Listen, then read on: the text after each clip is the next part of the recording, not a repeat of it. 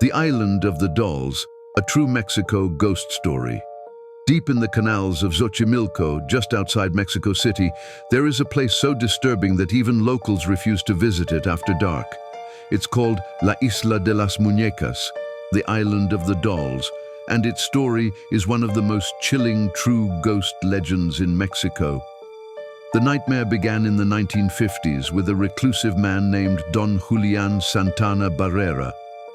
Don Julian moved to a tiny island in the canals to live alone, far from society. He wanted peace. Instead, he found terror. One morning, while tending his garden, he discovered the body of a little girl floating near the shore. She had drowned, tangled in weeds. There were no witnesses, no missing child reports, no family ever came looking for her. A few days later, Don Julian found a doll drifting in the same spot. He became convinced the doll belonged to the dead girl and that her spirit was now trapped on his island. Soon after, strange things began to happen. At night, he claimed he heard soft crying drifting over the water. He said footsteps crunched outside his hut, even though no one was there. Objects in his home would move on their own.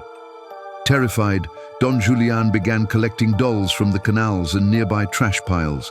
He hung them in the trees, nailed them to fences, believing the dolls would calm the girl's spirit and protect him. But the haunting didn't stop.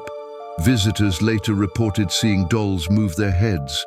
Some swore the dolls opened and closed their eyes. Others said they heard whispering when the wind wasn't blowing. Don Julian became increasingly paranoid. He claimed the spirit of the girl was trying to possess him. He stopped sleeping. He talked to the dolls as if they were alive. He begged them to protect him. For 50 years, he kept adding more dolls to the island. By the time people discovered the island, there were thousands of them, rotting, headless, missing eyes, hanging from branches like decaying bodies. Then, in 2001, Don Julian was found dead. His body was floating in the canal, in the exact same spot where he had discovered the little girl decades earlier. There were no signs of a struggle, no explanation. Locals believed the girl's spirit had finally claimed him. But the story didn't end there. After his death, tourists began visiting the island. Many left shaken. Visitors reported their phones dying suddenly, cameras malfunctioning, scratches appearing on their arms. People said they heard children's laughter echoing through the trees. One tour guide claimed he heard a little girl whisper his name from behind him when no one else was there. Another tourist said a doll spoke to her in Spanish.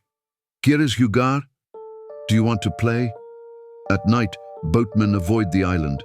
They swear they've seen shadowy figures standing among the dolls, watching from the shore. Some say they've heard screaming after midnight.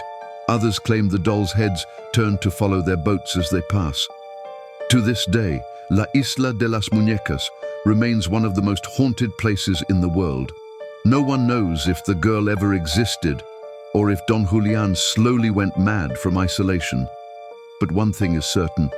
People who visit the island rarely leave the same, and many believe that the drowned girl's spirit is still there, waiting